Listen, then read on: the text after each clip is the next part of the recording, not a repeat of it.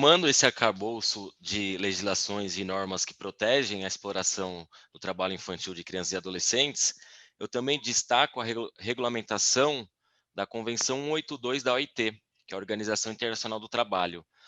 Nessa regulamentação, ela lista as piores e principais formas de trabalho infantil, que ela denomina como a lista TIP.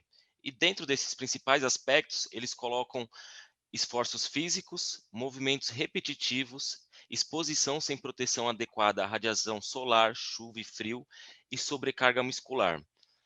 Nessa regulamentação, ela caracteriza alguns tipos clássicos de exploração do trabalho infantil, salinas, carvoarias, questões mais rurais, e ela não tipifica questões esportivas. Mas, mais para frente eu abordarei isso, alguns aspectos nós poderemos fazer paralelo com o dia a dia desses jovens que estão inseridos na categorias de base, né?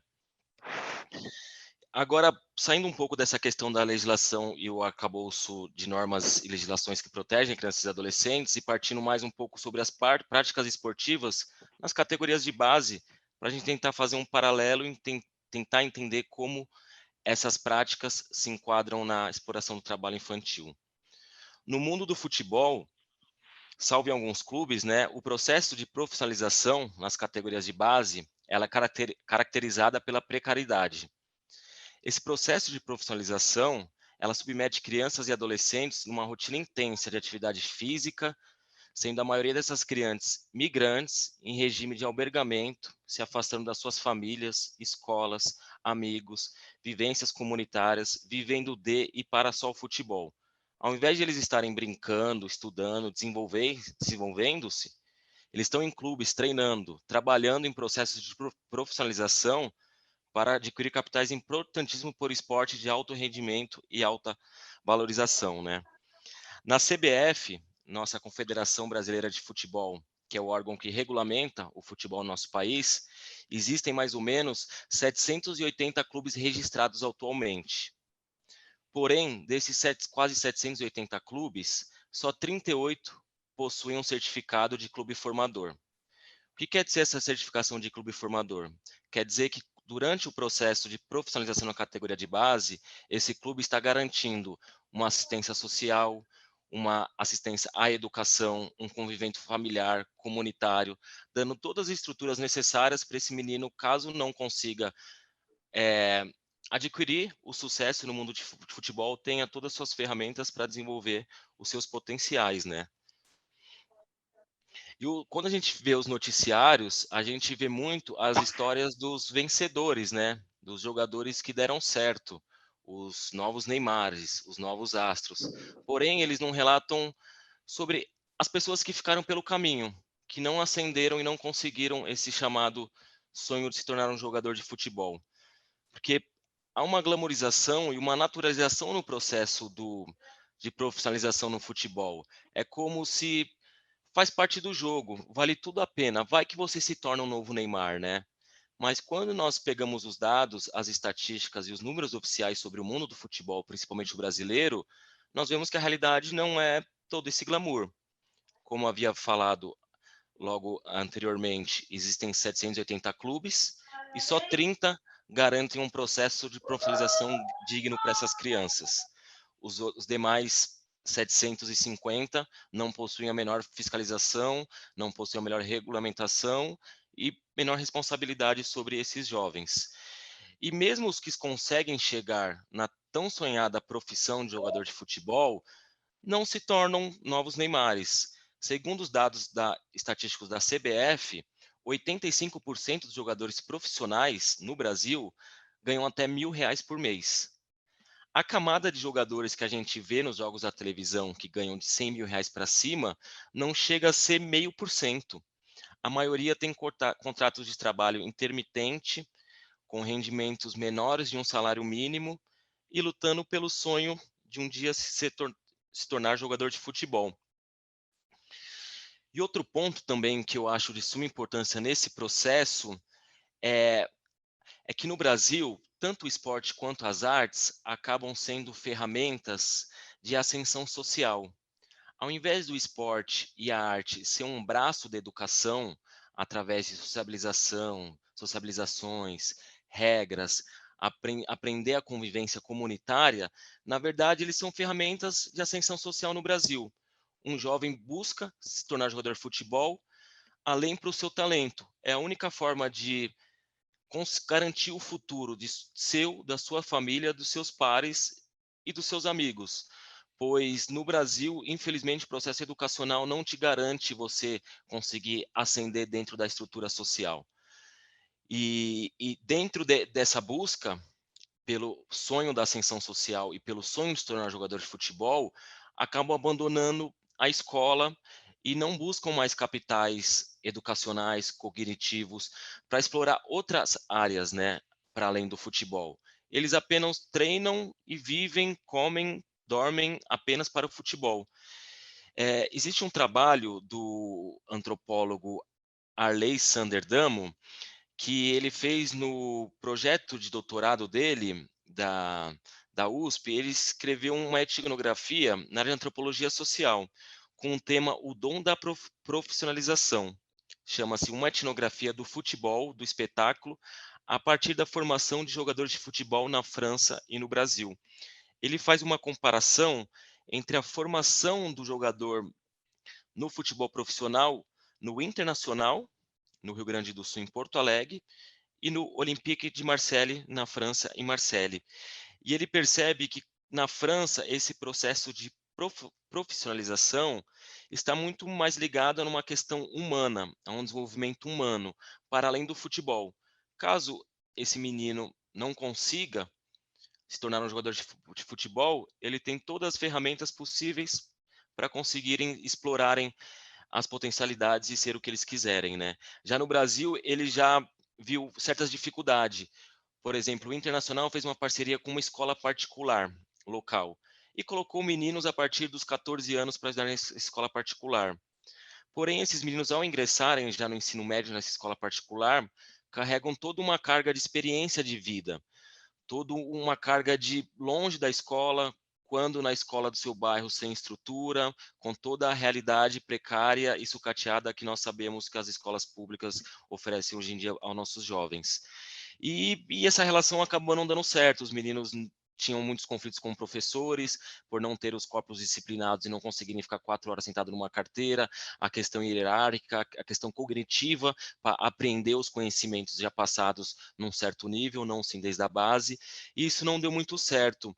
E o Damo também cita no trabalho dele que para um menino conseguir vingar como jogador de futebol, são gastas mais ou menos 7.000 horas, mais ou menos dos 9, 10 anos até os 17, 18 anos, onde a média acaba ingressando nesse futebol. Com essa sobrecarga intensa de trabalho atlético voltado ao futebol, também fica difícil você conseguir energia e também conseguir captar todas as informações e toda a questão da escola formal, o jeito que ela é passada hoje em dia, né? Atualmente, um jogador de futebol, ele sai para treinar às 7, 8 horas da manhã, para às 12 horas, almoça, depois descansa, treina de novo à tarde, à noite descansa para recuperar. E retomando algumas questões ainda que até foram citadas no ECA até o artigo 227, que é proibida para menores de 18, 16 anos o trabalho noturno, jogadores de futebol a partir dos 16 anos que se profissionalizam, essa lei não se enquadra. E a grande reflexão que eu tive no meu trabalho foi essa questão, porque outras formas de trabalho infantil são mais vistas e mais criticadas pela nossa sociedade. Existem outras formas de exploração do trabalho infantil que são mais naturalizadas. Será que é pelo glamour que o futebol dá? Hoje em dia, a partir dos anos 70, com a mudança do capitalismo, do Fordismo para o Toyotismo, o, a, o mundo mais globalizado, os jogadores acabaram se tornando popstar, né? Evidenciando mais hoje em dia as cifras milionárias que eles ganham. O Neymar, por exemplo, a estatística dele de salário, de rendimento, é a cada 40 segundos ele ganhou um salário mínimo.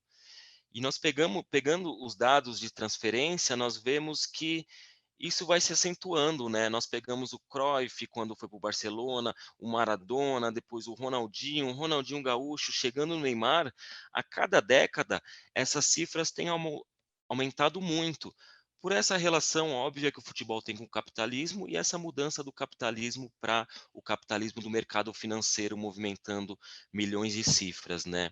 E com o mundo globalizado, nós, como um país periférico do capitalismo, nós acabamos cedendo mão de obra para os países da Europa, principalmente, né? Eles acabam cooptando esses jovens muito rápido. E, na minha opinião, essa profissionalização precoce no futebol se dá por essa necessidade de exportação de jogadores cada vez mais jovens. Por exemplo, nós temos o Real Madrid contratou Endrick, Vinícius e Rodrigo, meninos com 16 anos, cada um na cifra de 50 milhões de dólares, desculpa. Cada menino. Você percebe, com 16 anos, ele vale 50 milhões de dólares. Em que momento da vida dele ele adquiriu um capital futebolístico ter esse valor de mercado?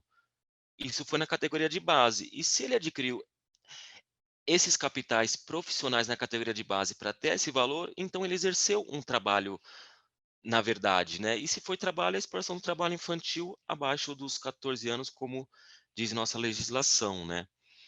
Eu gostaria de pôr para vocês um vidinho que sintetiza um pouco toda essa minha fala. São crianças passando sob o processo de profissionalização em alguns clubes e como essa questão do trabalho, do sofrimento, da abdicação da vida comunitária, familiar, em busca de um sonho e de uma ascensão social, está muito presente na fala deles desde muito jovens. Quem é determinado, meu irmão, ele supera as dificuldades, ele passa por cima, não tem dor. Isso aí, o time de guerreiro não sente dor. Isso aí. Para o céu, grande gosto é campeão, pelo governo, ele vem do Bolsonaro, a direita é o céu. Entra em campo um Brasil de sonhos. Meu sonho é ajudar minha família, ser um grande jogador e quem sabe um dia eu posso conseguir dar essa vitória para meus pais. De dificuldades. Gostar, eu acho que ninguém gosta, né? Mas é sacrifício. A gente tá plantando aqui agora, chegar no futuro a gente vai colher. De saudade. Tem que aguentar, ficar longe do pai, para dar um conforto melhor para eles na frente. E de pressão, tão novos e tão cheios de responsabilidade. Sempre tem a pressão, né? Apesar de sempre focar que é a formação, mas você sempre tem aquela cobrança de querer conquistar algo, né? Seja em São Paulo, no Rio de Janeiro, no Paraná ou em qualquer canto do país, estes são os meninos que pretendem manter uma triste e recente tradição do futebol brasileiro: exportar talentos cada vez mais cedo. Em 2008, a CBF registrou. A saída em massa provoca um outro fenômeno: brasileiros mudando o estilo de jogo para serem vendidos mais cedo. William é o craque do time sub-12 do PSTC do Paraná. Meia habilidoso, por pouco não virou zagueiro antes de chegar ao clube. No começo, pelo fato dele ele era um pouquinho maior que os demais, aí quiseram fazer com que ele ficasse só em defesa, só chutando bola para frente. Aí eu falei assim, isso não é um jogador, né? Um jogador não é para ficar só chutando bola, né? Aí, uns 2, 3 anos atrás, aí ele ficou com um técnico que deu toda a liberdade para ele, faz o que você quiser. E assim foi, né? Ele teve liberdade de jogar, sem essa de esquema tático. William é uma das apostas do PSTC, que não tem time profissional. O clube é dedicado exclusivamente à formação de novos talentos e tem um convênio com o Atlético Paranaense. A maioria hoje dentro do futebol brasileiro, hoje não tem um trabalho, acredito que não tem esse trabalho de fundamento dos garotos. O garoto chega cru, né? O garoto não sabe nada de fundamento, onde tem que trabalhar em cima dele, vai desenvolver alguma coisa para a gente observar o garoto. Do PSTC já saíram jogadores como o Kleberson, campeão do mundo pela seleção em 2002, atualmente no Flamengo, e Dagoberto, do São Paulo. O que você acha que você tem que fazer daqui para frente para concretizar teu sonho? Me esforçar ao máximo, treinar muito e ter bastante vontade, que eu sei que eu tenho habilidade e a técnica necessária. O mercado está totalmente voltado para garotos quanto mais jovens, porque todo mundo está correndo atrás de um fenômeno, né? O PSTC investe em bons campos, alojamentos e refeitórios. Tudo para preparar os meninos para o futebol profissional. A importância realmente é ele crescer dentro do futebol, já sabendo a realidade que ele vai encontrar lá na frente. É óbvio que você não vai ensinar a tática para ele como o Luxemburgo ensina a tática lá para os jogadores do Palmeiras. Mas com certeza você pode já vivenciar ele. A partir dos 10, 12 anos eles já começavam a ensinar desde pequeno a posição tática de cada um. Chega, vamos, Gabriel! Chega mais, Gabriel! Gabriel, chega mais, Gabriel! Encosta aqui, Gabriel! Gabriel dos Santos, 10 anos, é o camisa 5 do Palmeiras Sub-11. Ele gostaria de ser meia, mas desde cedo foi recuado para atuar como volante. Neste jogo contra o Santos, foi de longe o mais cobrado pelo técnico Francisco Júnior. Gabriel! Calma, Gabriel! Chega, Gabriel! Opa, vem de bola! Se eu tiver acordado, se eu tiver com acordado no jogo, o time rende. Se eu não tiver, o time não rende. Calma, Gabriel! Calma, Gabriel! Eu sou a peça ali do meio campo. E não é muita responsabilidade? Você tem só 10 anos. Né, mas o professor manda e tem que fazer. Vem aqui atrás, Gabriel! Vem aqui atrás! Vem aqui atrás! É chato, mas... Por que é chato? Porque você tem que acelerar o time, pedir pra ele ir pra frente, ficar falando um monte de merda pra todo mundo. Gabriel! Calma! Bate forte, Gabriel! Gabriel! Gabriel, 2 lances!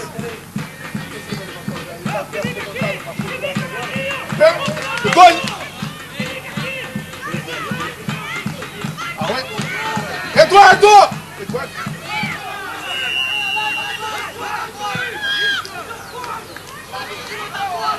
Faz parte, né? Você tem que orientar. É como uma escola, se você não dá o aprendizado para os alunos, como que eles vão aprender, né? Não tem como. No intervalo do jogo, o vestiário do time Sub-11 do Palmeiras parece o de um time profissional. Gabriel é de novo o mais orientado pelo técnico. Ali, Gabriel, a função não é mais você marcar mais, tá? E deixar o pessoal lá da frente dar condições para eles jogarem, tá? No segundo tempo, o Palmeiras chega à vitória com o gol de cabeça do centroavante Vitor.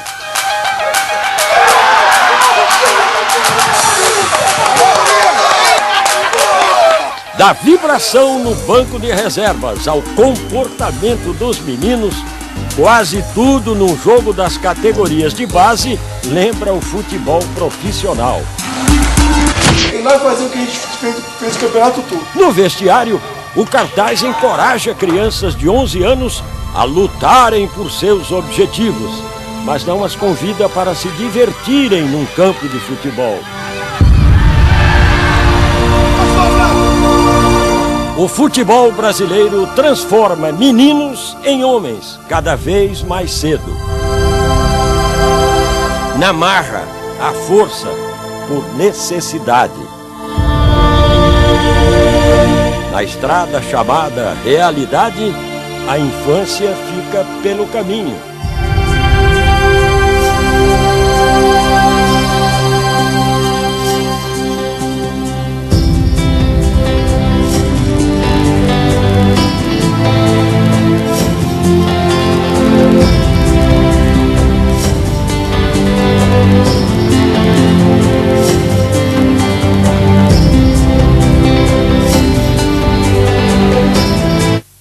Já deu para ter ideia do que é o...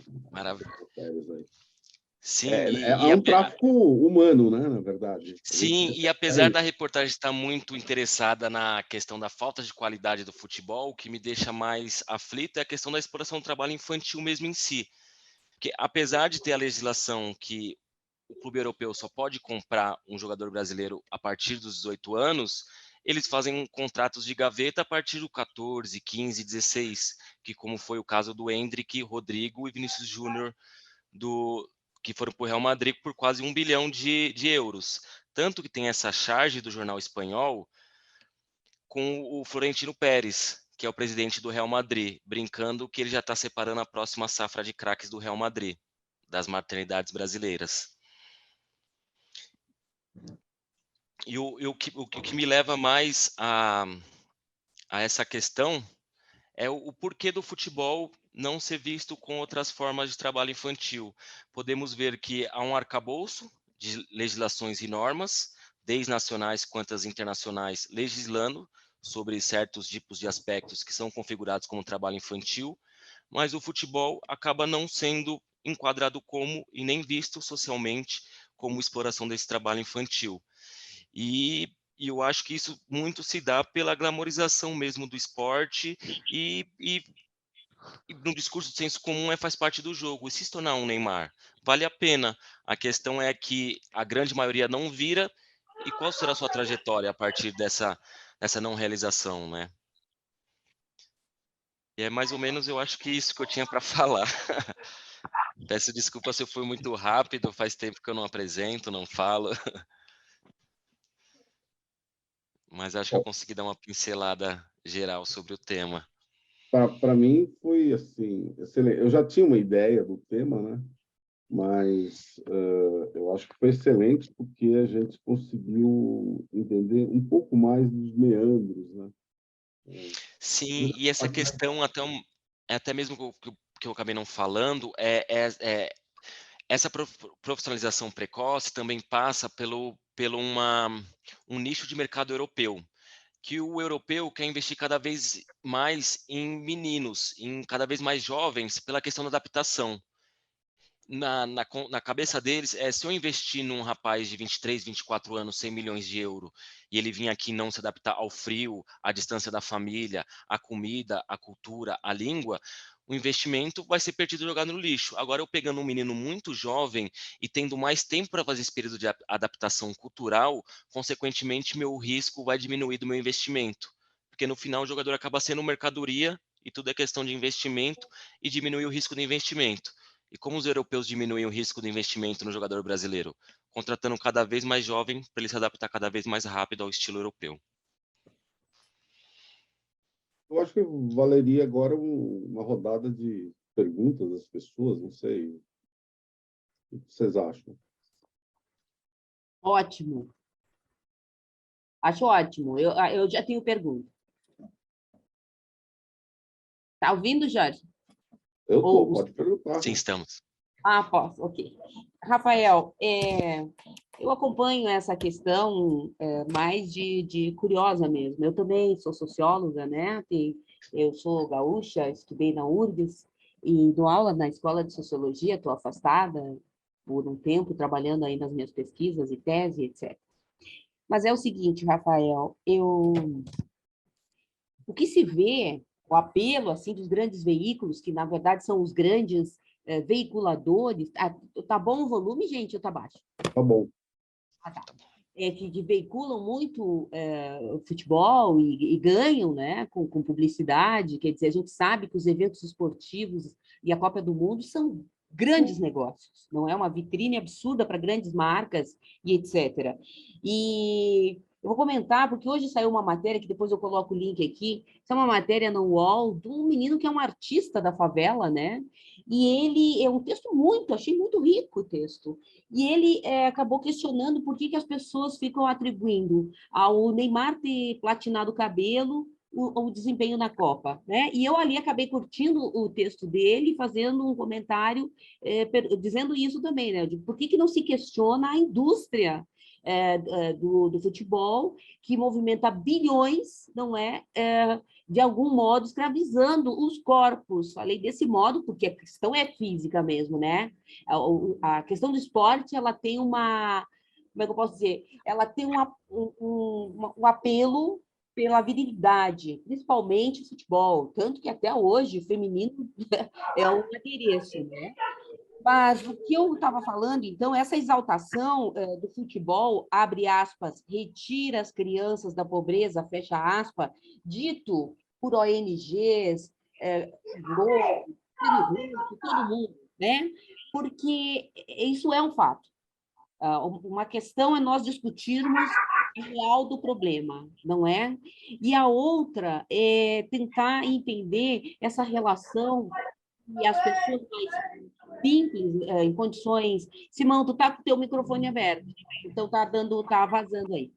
E aí, o que acontece? As pessoas, elas têm isso como uma possibilidade, né? Quer dizer, os pais sonham com isso para melhorar de vida, colocam isso para a criança que já nasceu assistindo futebol com o pai, vendo gente ficar rico, etc, etc. Todo esse apelo, ele incorpora, né, no sujeito, na pessoa, e as crianças acabam entendendo isso. Eu me lembro que há uns 20 anos atrás, quando aquele El Chan fazia muito sucesso nacional, fizeram uma pesquisa Brasil sobre comportamento, não lembro quem agora, mas eu trabalho há muito tempo com pesquisa de opinião, e daí perguntavam para as crianças, e lá no Sul, as crianças disseram o seguinte, que elas queriam ser baiano, por causa do Tchan, né? Da época, as meninas do Tchan. Então, você vê como essa questão da comunicação, ela é incutida o tempo inteiro, diariamente, né? Ela é uma coisa muito séria. Então, para finalizar, a minha pergunta é a seguinte: quando, na educação, mesmo a educação que nós defendemos, que é uma educação cidadã, não é uma educação para o mercado de trabalho, a gente defende uma educação cidadã, né, que forme pessoas com uma visão crítica, que possam contribuir efetivamente com a evolução, melhoria social e etc. Mas mesmo os governos nas 3 esferas da administração pública, municipal, estadual e federal, e sabemos das limitações que tem uma administração no campo democrático, no campo da esquerda, mesmo nós não conseguimos colocar uma política que vá conversar com essas crianças e pergunte o que elas querem fazer, porque essa é a grande questão. Não tendo uma alternativa de cultura, de lazer, e a família passando dificuldade, o pai já vê o filho como um negócio, não é? Uma determinada faixa etária, e a criança assume essa responsabilidade, quase por simbiose também, né? Para ajudar a família. Tu pode ver que todos os jogadores, em diferentes níveis de carreira, eles têm isso. Eles dizem, até as pessoas comuns fora do futebol dizem, não, quero dar uma casa para minha família, quero dar uma casa. Então tem essa culpa também, né? Um certo sentido um pouco cristã no sentido aí equivocado, né? Não estou criticando a religião. Então, o que eu quero te dizer é: a gente teria que investigar com as crianças o que elas gostam de fazer, entendeu? E aí ver que alguns realmente gostam de futebol, outros querem fazer teatro, dança, música, teatro. As alternativas são poucas. E isso faz com que o futebol acabe, sim, ocupando um lugar importante na vida, principalmente das pessoas pobres. Queria que tu contasse um pouco, não sei, né? Posso estar equivocado.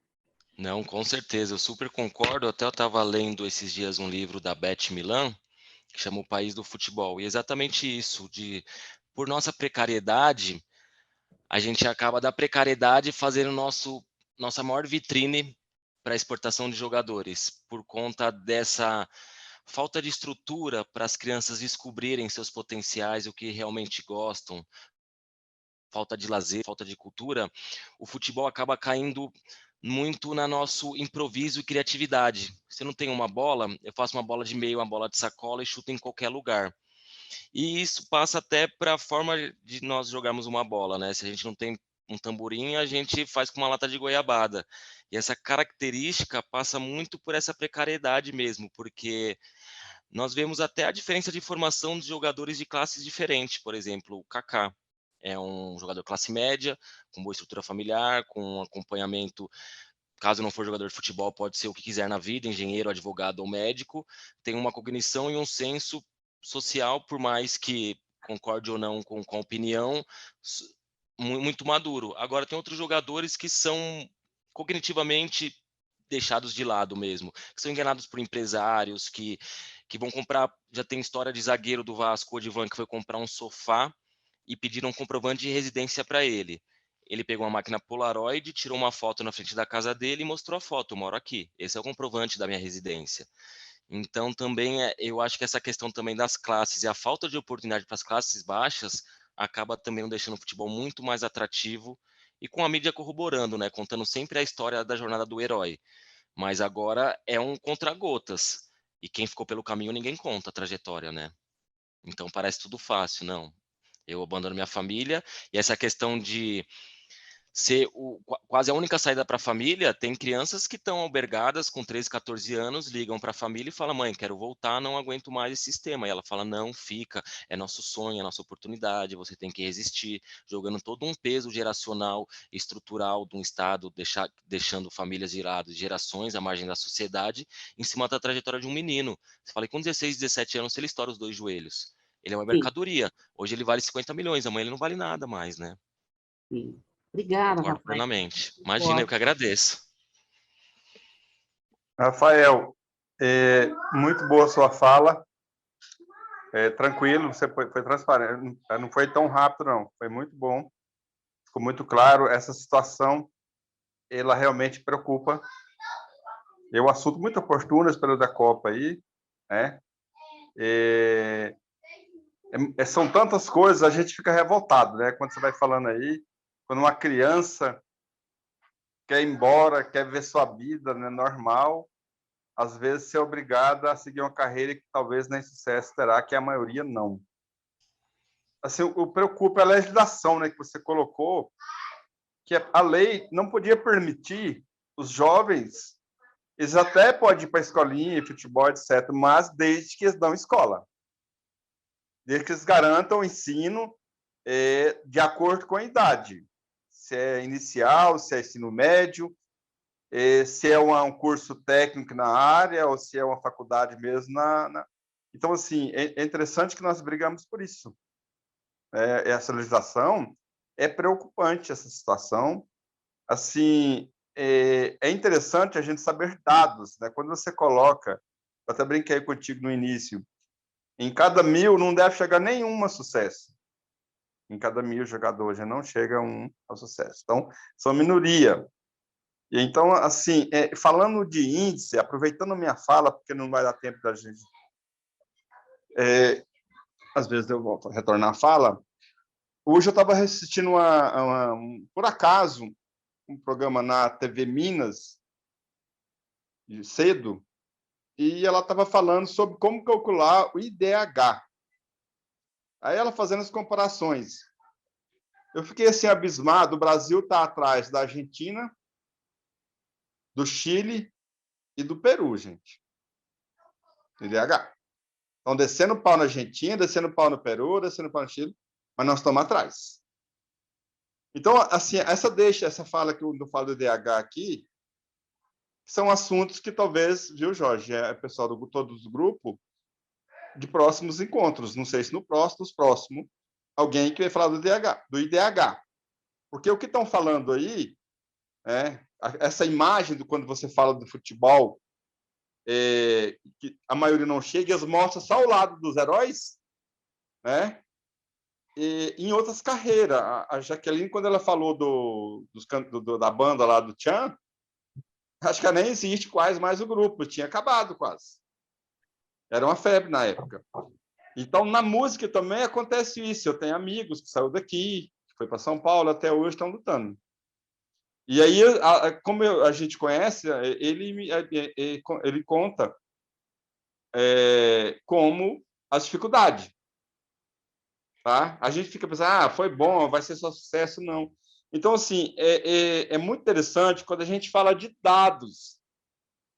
No atual momento, na política, muitas pessoas não estão, assim, na real situação de quantas de pessoas estão passando fome, que está desempregada, que está vivendo com menos de R$500, o número de pessoas que estão vivendo com salário mínimo, e o número que ganha só 1,5, que a mulher ganha um salário, o marido ganha um também. E aí sim vai chegando na pirâmide, vai sobrar pouco em cima. Por que eu falo que a gente tem que discutir dados exatos? Porque o IDH é um assunto interessante, depois alguém que... Eu creio que a Jaqueline deve ser boa nisso aí. Talvez o Jorge, não sei. A Sueli, de geografia, estatística, né, Sueli? Também pode estar, às vezes, está falando sobre isso aí. Eu gostaria que depois fosse abordado. em algum encontro, pós-encontro, porque é preocupante, é preciso que a gente saiba. Eu, por exemplo, eu não estava ciente de que o Brasil está atrás do Peru e da Argentina, do IDH. Estão falando tanto da Argentina, corrupção, que o país está com inflação, e nós estamos atrás. Né? E não adianta ter um país rico e com uma desigualdade social gritante que nós estamos vivendo. E é preciso que a gente tenha dados reais, debata isso e prove isso para as pessoas com dados estatísticos. Então, muito boa, viu, Rafael, a sua fala. Fica o convite, né, depois, se você quiser estar com a gente no grupo aí, nos próximos projetos aí, o Jorge esteja passando seu nome depois aí, a gente esteja falando mais. Mas muito bom, muito interessante sua fala, viu? Parabéns, Rafael. Maravilha, eu que agradeço o espaço e sempre bom poder refletir, poder trocar no coletivo, sempre uma excelente oportunidade, agradeço muito. Então, posso falar, eu acho, né? É que eu não consigo me inscrever aqui, não aparece para eu levantar a mãozinha ali e tal. Mas, então, eu só gostaria de dizer duas coisas aqui. Eu não tenho acompanhado muito essa questão da exploração infantil no futebol, enfim, então. O que eu tenho acompanhado, eu tenho um sobrinho, inclusive, que ele joga, né? Ele já jogou pelo sub-9, sub-10 e está no sub-11. Né? Então, é aquela questão assim, aquela empolgação, aquela decepção e tudo mais, porque é numa cidade do interior lá do Paraná, e ele, assim, joga bem, então às vezes se sente injustiçado, porque, sabe, todas aquelas coisas ali de futebol mesmo. Mas o que eu vejo que eles vivem numa pressão psicológica, social. Eles não estão preparados, não têm uma educação no futebol e tudo mais, né? A educação é que não pode perder. Então, eles crescem com isso, então aquela rivalidade, aquela coisa, aquele sofrimento constante, que até a minha mana disse assim, ele foi convidado para fazer o teste numa escolinha lá não sei onde e tal, até uma época para o Grêmio Juvenil, aqui em Porto Alegre, enfim, então, aí ele é convidado, o pai e a mãe dele nem falam para ele, porque assim, senão ele pira, ela só fica sabendo na véspera, enfim, porque vai ter a viagem e tal, nos dias ali, enfim, né, então, essa coisa, e ele ama o futebol, né, o pai dele, né, eles são gremistas, assim, ferrenhos, então, eles acabam se voltando a isso, né, então, isso que eu tenho percebido, né, que eu gostaria de dizer, né, mas também, o que eu queria também, não sei se fica um pouco deslocado, mas eu acho que também cabe aqui, que como eu participei um bom tempo de uma Comissão Internacional Justiça e Paz, né? E aí, né, sobretudo épocas de jogos, de Copa, enfim, a gente tem feito uma mobilização, enfim, tem feito um movimento, melhor dizendo, né? Eu lembro que na última Copa, que foi no Brasil, que deve ter sido 2014, né? Nós fizemos uma carta, né, em nome dessa comissão enfim, a gente mandou para os ministros, né, dos países que a gente está envolvido, enfim, tal, né, para o ministro da Cultura e do Esporte, para os patrocinadores, né, da Copa, para os embaixadores, para os governadores, secretários, esporte, municípios, né, enfim, para todo mundo que a gente conseguiu fazer, a gente mandou uma carta, né, falando da questão, mas sobretudo como a gente estava trabalhando a questão da mulher, né, mas a gente, então, falou da questão da exploração sexual, os abusos, né, em relação às mulheres, e também a gente apontou ali para a questão das crianças por todo esse envolvimento, enfim, e essa questão psicológica que eu estava dizendo. E a gente teve muitos retornos desta carta, né? Alguns países mais, outros menos. Aqui no Brasil a gente teve, porque daí eu fiz aqui no Brasil, né? Porque daí, como eu era brasileira na comissão, enfim, né? Então, eu lembro que na época o ministro disse que estava atento sabe, então, essa questão, assim, das boas relações, né? Mas, por exemplo, dos patrocinadores, eu lembro que a Johnson, a Coca-Cola, deu retorno para nós, e até na época disso, os valores, que em função do lucro que eles tinham, isso que a gente falou, né, eles deram retorno, o que eles iriam investir em projetos sociais. Então, a Johnson disse o que ela investiria em questões de saúde, enfim, então, parece sim uma coisa pouca, mas acho que ao menos para ter essas manifestações, né? A gente fez nessa intenção, até pelo intuito da própria comissão, enfim. Então, eu só queria dizer que o que eu tenho, assim, acompanhado um pouco mais é essa questão, e que eu queria dizer, essa questão na Copa, porque a gente sabe que ali, toda essa questão infantil também, ela acaba porque eles têm os seus espelhos, né? Nos jogadores, né? Então, eles têm sempre, mas ali, no caso aqui para nós no Brasil agora, mas se não, é o Messi, é o Ronaldinho, é o Neymar, é não sei o quê. Então, assim, eles têm aquele espelho, essa questão do glamour que você estava falando, né? Que é tudo, é cabelo, é roupa, é calçado, né? Então, tem toda essa questão também, né? Não, sim, nossa, eu super concordo com você, inclusive nessa questão da pressão psicológica, né?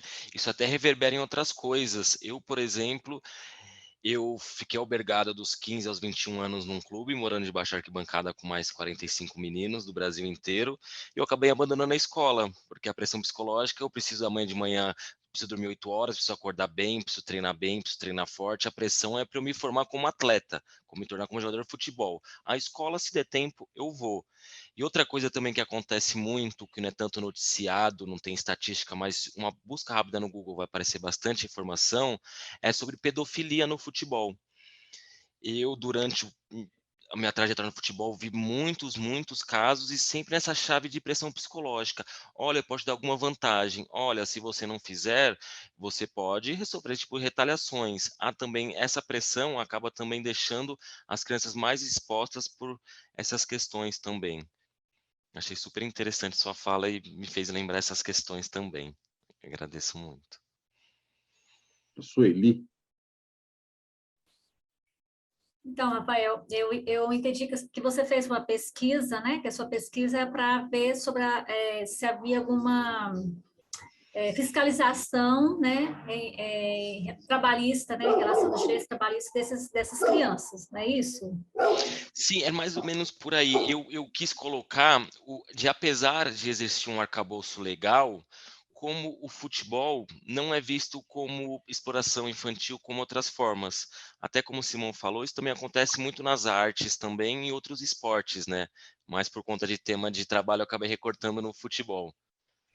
Então, tá que você pesquisou essa questão do futebol, né? Então, mas existe uma forma de fiscalizar, de legalizar, por exemplo, essas escolas, né? Eu vou dar um exemplo aqui, eu moro em Caldas Novas, né? Como Simão, acho que só eu e você, né, Simão, de Caldas. E aqui eu trabalho numa escola estadual, né? E a gente sempre recebe alunos, né? Aqui tinha uma escolinha, né? E a gente sempre recebia esses alunos. Eles não eram alunos assíduos, né? E eles sempre ficavam um tempo e iam embora. Então, eles eram matriculados porque diziam que eram obrigados, eles tinham que estar estudando, né? Para poder participar da escola. Só que eles só iam para a escola, né? É isso que você está falando. Eles não estavam nem aí, foram reprovados, né? Assim, chegaram no final do ano. E eu ficava curiosa, né? Assim, como que era essa... Nunca tive oportunidade de conversar com esses meninos. Além dessas denúncias, né? Aqui em Caldas Novas já houve denúncias de maltratos, né? De viver de situação precária e também de pedofilia, né? Inclusive foi fechada essa escolinha aqui. Na verdade, já não é nem aqui de Caldas Novas, usavam um clube aqui. Se existe uma legislação, né? Se existir uma fiscalização nas escolinhas de futebol, né? Ou qualquer um poderia abrir, né? Se qualquer um pode abrir, então esse tipo de... Eu ficava pensando, como que os pais, então, se não existe uma fiscalização, como que os pais confiavam essas crianças para vir, né, sair da sua cidade? Tinha muitos que vinham da Bahia, tinha adolescentes do Brasil todo, né? Tinha até maiores também, tinha alguns que eram já maiores de idade, né? E eu ficava assim, mas como que os pais, né? Aí você falou essa questão do sonho, né? O vídeo, né? Fala que a maioria, né? Sonha em jogar no time do coração, de ir embora, né? E principalmente, né? Justifica, né? Os pais deixarem, né? De dar umas condições melhores, porque sabe que o futebol, que o jogador, né? Famoso, um jogador que se deu bem, que se joga, ele ganha muito dinheiro, né? Eu até assim, fazia uma comparação ao traficante de drogas, né? Ele também seduz com que os outros adolescentes queiram também ser traficante de drogas, né? Por quê? Porque ele tem poder, ele tem status, ele tem dinheiro, né? Então, o jogador de futebol, né? Eu sei que não tem nada a ver, mas é uma forma de seduzir, né? De seduzir o adolescente para esse mundo, né? E eu ficava preocupada, mas não existe uma legislação? Sim, e nessa fala que você fez a comparação, eu até concordo, porque são estratégias de ascensão social das classes baixas, né? Que adolescente com 16, 17 anos vai conseguir ganhar muito dinheiro. Ou ele vai ser artista, ou vai ser esportista, ou vai ser bandido, né? Infelizmente. É o plano de ascensão social, que na escola não se vê, né? Nisso. E a lei específica que regula o futebol, a Lei Pelé, ela não trata isso. Como ela se ampara nas legislações do ECA, da CLT e da Constituição, são legislações gerais, não trata especificamente do futebol. Isso acaba ficando meio no limbo, porque na teoria existe, mas na prática ele fala, o menino tem 15 anos, não tem contrato de trabalho comigo. Mas como você consegue justificar que o menino está albergado dentro do seu clube? Por que motivo? Se não é trabalho, né? Para estudo, tudo. Então, também há uma dificuldade na fiscalização. Há várias notícias na internet de Ministério Público vira e mexe, invade clubes, vê meninos em regimes precários, sem uma habitação adequada, sem comida, comendo o resto, sem falar com a família 3, 4 meses. Vira e mexe. A única coisa que tem como se resguardar é a certificação do clube formador, que no Brasil só 38 tem. Porque com esse certificado, eles têm que provar todo ano para a CBF que eles têm acompanhamento escolar, estrutura adequada. Porém, para você abrir um clube, não é necessário você ter certificado. Então, tem quase 800 clubes e só 38 clubes com formação. Então, e nem sempre os pais têm essa informação para perguntar, você tem a certificação? E muitos até, eu, por exemplo, presenciei nessa minha jornada esportiva muitos casos que as crianças tinham procuração de um empresário. O empresário com 9, 10 anos oferecia dinheiro para os pais passavam a procuração, ele pegava esse menino e viajava o Brasil levando um time em time. Então, os pais não tinham nem mais responsabilidade sobre a criança, o tutor dele já era outro por procuração. Então, é bem um limbo, apesar de ter algumas legislações, elas são meias gerais, não específicas para o esporte, e eles acabam tendo isso, porque vira e mexe até em clube grande, o Santos, nos últimos 2 anos, foi acusado de exploração do trabalho infantil, aí tem os argumentos jurídicos que não se enquadram conforme diz, mas as práticas, como nós falamos, a OIT fala, as piores práticas são trabalho ao sol, repetitivo, esforço muscular, isso ele fala para saleira, para mina de carvão. Você fala, mas isso é usado no futebol também, trabalho noturno com 16 anos, um jogo de Libertadores é à noite. Você fala, e por que ele não é visto, né? Então eu acho que há uma normalização também no futebol que eu ainda não consegui justificar ela. É pelo glamour, é pela a precariedade das classes baixas que buscam ascensão social. Eu acho que é um quebra-cabeça, né, com várias partes que acabam reverberando nessa situação atual.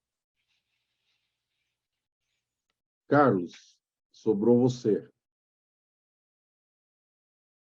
Abre o microfone. Boa noite. Boa noite. Boa noite, Carlos. Todos. Maranhão, São Raimundo das Mangabeiras. E Prazer. gostei muito de ouvir, já peguei já ali um pouquinho andando, e quero mais aí ressaltar que gostei muito de ouvi-lo. E eu vou colocar aqui uma questão para ver como que você se coloca, em relação às ações do poder público, né? As ações do poder público. A gente vê que o Ministério do Esporte é aquele que fica lá na rabeira, né? Se você vai no município, muitos não têm nenhuma secretaria de esporte, tá? Às vezes, e os que têm não têm recurso, é vista como ali só, às vezes, um cargo ali meramente para ocupar ali uma formalidade, às vezes, né, de uma secretaria e tal, né? E eu queria colocar o seguinte: essa marginalização, né, do esporte dentro do Estado brasileiro, né, da União, dos estados, e dos municípios, será que é devido a esse grande cartel aí dessas grandes empresas que vão impedir esse avanço, né? Da mesma forma como a empresa de plano de saúde tem representantes dentro do Congresso e certamente vão querer impedir o avanço do SUS, né? Eu fiquei me perguntando sobre isso, porque, de outro lado, por um lado, o futebol e o esporte, ele tem uma grande atração popular, né? Você vai nos estádios, está sempre lotado. Eu gosto muito, estou sempre, não sou atleta, mas meu irmão também, ele passou num clube profissional e aí desistiu por falta também de condições de se manter no clube. Aí tinha que ficar lá e tal, e teve que voltar para casa. Acompanho muito esporte, tive a oportunidade de ser gestor municipal, né, secretário de Educação, e aí o esporte era dentro da nossa secretaria, e a gente implantou no município os jogos escolares, mas a gente implantou brigando com o prefeito, com os políticos, porque não queriam que isso acontecesse. Então, eu só coloco essa questão: será se por trás da falta, por trás dessa marginalização do esporte dentro da esfera pública, falta de dinheiro, falta de investimento, tem aí a pressão desses cartéis, dessas grandes empresas que não deixam avançar, né? Eu coloco para a gente refletir. Nossa, eu super concordo com você, Carlos, porque, na verdade, no Brasil, quem manda no futebol é a CBF, os clubes e os empresários. O Estado, ele cumpre um papel fiscalizador, às vezes com o Ministério Público, em alguns lugares, porque ele tem a obrigação legal de zelar por essas crianças, né? Mas as normas, diretrizes, quem coloca a regra do jogo, é como você falou, o Estado acaba não palpitando. Quando acontece como foi a CPI da final de 98, para perguntar para o Ronaldinho se foi vendido ou não a final. Uma preocupação mesmo estrutural, de trazer o esporte como um braço da educação e não como uma forma de ascensão social. Eu acho que o Estado não consegue chegar muito. Quem manda no futebol são os clubes, os empresários e a CBF. O Estado acaba não atuando mesmo. E até uma reflexão que eu nunca tive, que o senhor falou agora, eu falei, Secretaria do Esporte, essas coisas, a gente não vê quase atuando, não vê. E quando vê, ela é braço de alguma coisa, não tem uma ligação intensa, né, sobre isso. E o esporte, assim como as artes, é uma ferramenta muito importante de educação, né? É primordial para o processo de sociabilização, coletivização e outros conhecimentos, né? Mas no Brasil, por conta dessa nossa desigualdade gritante, acaba sendo uma fórmula mais viável ao ver dessas crianças, esses jovens, para ter uma ascensão social para ele e sua família, né? Mas o senhor tem toda razão mesmo. Bom, eu quero fazer um comentário, né? Rafael, siga o dinheiro. E você vai ter muitas das respostas. É o dinheiro que burlou a legislação brasileira na Copa que foi realizada no Brasil, onde uma marca de cerveja conseguiu mudar a legislação e fez do jeito que ela queria. Isso num governo progressista. Num governo progressista, né? Então, quando a gente fala assim, eu fico um pouco assustado quando a gente fala assim, pátria do futebol. Eu comecei toda essa discussão sobre o futebol pensando na construção. Existe uma construção social para falar que o futebol é brasileiro, que Deus é brasileiro, que nós temos aqui o melhor do futebol no mundo. Tudo isso é uma construção. A gente sabe que a gente tem o melhor futebol porque a gente faz isso. A gente sacrifica infâncias, sacrifica a juventude. É desse jeito que a gente tem o melhor futebol. E a gente não devia ter orgulho disso, né? Assim como na medicina, né? No Brasil, por exemplo, você pode testar medicamento lá em qualquer um. Não existe legislação nenhuma. Então, é um paraíso das big pharmas, o Brasil. Vamos testar alguma coisa? Leva para o Brasil. E essa naturalização tem a ver com essa construção, na minha opinião, né? Não sei se você concorda. Existe uma construção para falar, olha, futebol é um negócio legal, muita ONG, muito... fala que é para o bem das crianças e a falta de fiscalização tem a ver com isso, com o dinheiro, com a indústria que está por trás. Eu coloquei num artigo lá que o que o futebol movimenta é maior do que muito PIB de países por aí. É muita grana. Tá? Eles conseguem, só não conseguiram agora no Qatar impor a questão da bebida, que era uma questão religiosa, né, deles. Mas, assim como o futebol, a inocente cervejinha, né, ela também é uma droga, né? A gente gosta, não quer dizer que a gente não tenha que gostar, mas temos que ter consciência disso. Dificilmente a gente vai ser capaz de mudar essa percepção. O que a gente pode fazer, talvez, é deixar mais claro isso, né? Que existe uma exploração infantil no futebol. Tudo bem, pais, vocês querem sair da miséria que esse país impôs a vocês, mas vocês têm que ter clareza, vocês estão explorando seus filhos. Vocês estão explorando eles, estão acabando com a infância deles. É um sacrifício, que nem aquele menino da reportagem falou. A gente está se sacrificando. É um sacrifício. E isso que tem que ficar um pouco mais claro, né? Não só no futebol e em vários outros conceitos construídos. Né? Não sei, você vê alguma chance de a gente começar a ter um pouco mais de... acabar com essa cegueira em relação ao futebol? Ela é muito glamourizada, mas, por outro lado, ela é uma construção e tem muito dinheiro por trás. É por isso que ela faz sucesso. Se ela não tem dinheiro, não acontece. Você vê países asiáticos que nunca tiveram futebol e injetaram dinheiro, chegaram aí nas oitavas de final, né? Então, sim, é uma questão de grana isso. E apesar do futebol passar a imagem que ele é um campo à parte, mas ele está inserido na sociedade e na sociedade neoliberal, né? Eu acho que enquanto nós tivermos esse sucateamento, essa desigualdade, essa questão, o futebol vai continuar sendo visto como a única tábua de salvação para várias crianças. E esse mercado global, esse mercado financeiro que tornou esses jogadores astros, né? Você fala em 20, 30 anos, o salário do jogador, proporcionalmente, eu acho que foi o que mais cresceu em toda a sociedade. Fala, é um absurdo. Eu tenho até alguns dados sobre transferências aqui a cada década. Deixa eu ver se eu encontro fácil aqui. Esse mercado financeiro também trouxe uma coisa gigantesca, né? Não é a maioria. Por exemplo, o Cruyff, ele foi vendido do Ajax para o Barcelona nos anos 70 por 360 mil euros.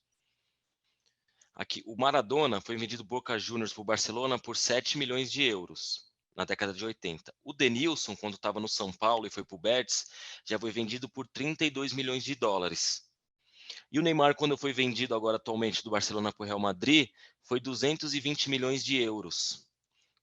Cada década, esses valores acabam se tornando mais astronômicos com o desenvolvimento do mercado financeiro a partir dos anos 70, né? E com essa globalização. Eu acho que ainda mais no futebol, os anos 90 foi uma quebra de barreira, com o Zico indo jogar para o Japão, começou essa globalização, essa acentuação da exportação, né? E com essas cifras enormes, os europeus falam...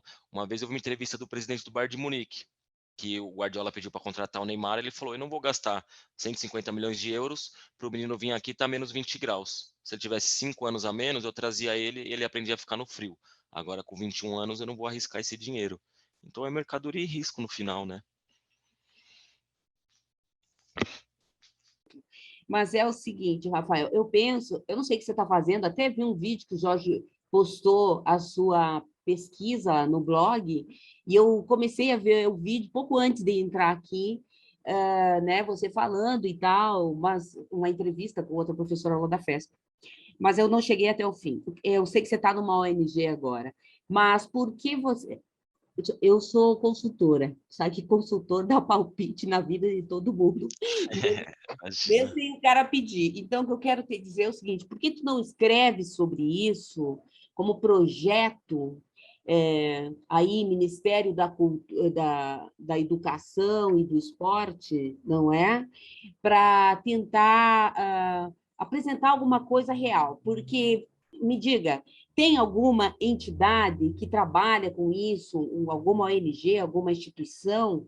Porque a gente sabe que existem dados acadêmicos, dados daqui e dali, mas isso não é usado. Existe um abismo entre o que produz a academia e o que produz o mercado. Aliás, o Estado gasta muito em dados e não aplica esses em política pública.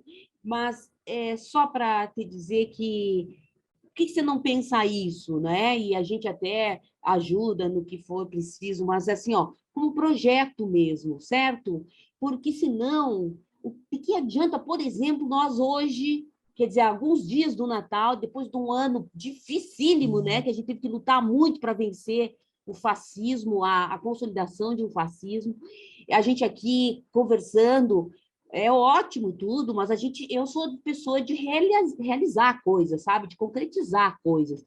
Então, eu sugiro a você, se não conosco, sozinho, você formate um projeto para apresentar aí ao Ministério do Esporte, da Educação, colocando essa questão mesmo. Acho que você tem dados para isso, não é? Eu sou boa de projeto, tá? Posso te ajudar, mas daí só para 2023, porque também estou aí meio na corrida com várias coisas, e porque eu acho que é isso, Rafael, pegar esse negócio que você tem e a gente começar a discutir seriamente, porque isso aqui é uma cegonheira, né? De jogador de futebol para a Europa, cara.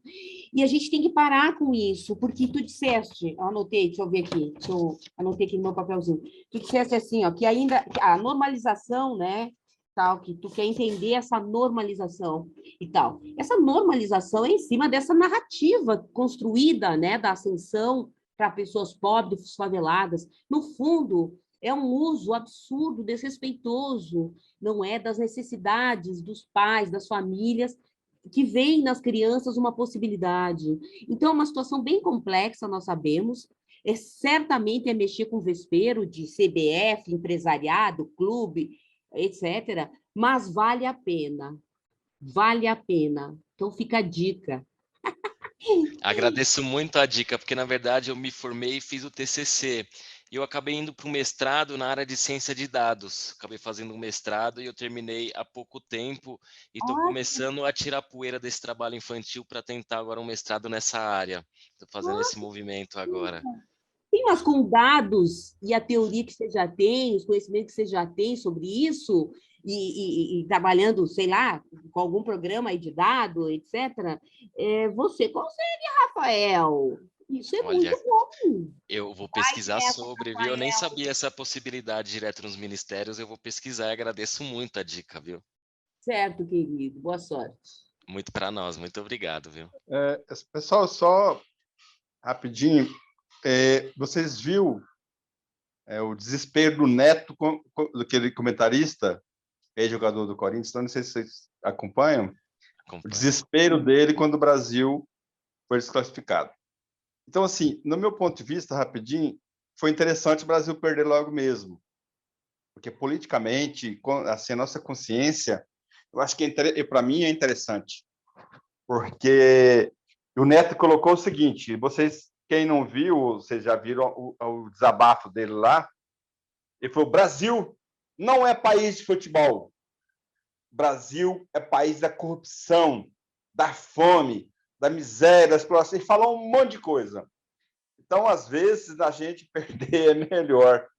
Depois, se alguém não viu, acessa no Google lá, fala do Neto, a dureza que ele foi com a situação quando a Brasil foi desclassificado, porque a gente, se a gente for comentar aqui, seria um outro debate, né, Rafael, a questão de por que foi desclassificado, etc. e tal.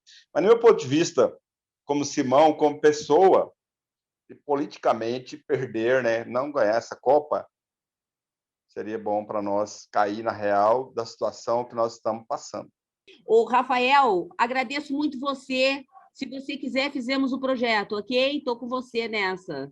Muito obrigado e eu vou procurar você, com certeza. Agradeço muito, viu? Agora pode... pessoal. Tchau, tchau, pessoal. Boa noite. Obrigado. Fica o convite, está com a gente, viu, Rafael? Depois a gente fala. Muito obrigado. Um abraço a todos. Uma boa noite. Obrigado, Rafael. Obrigadão, hein, Jorge, pelo convite. Abraço.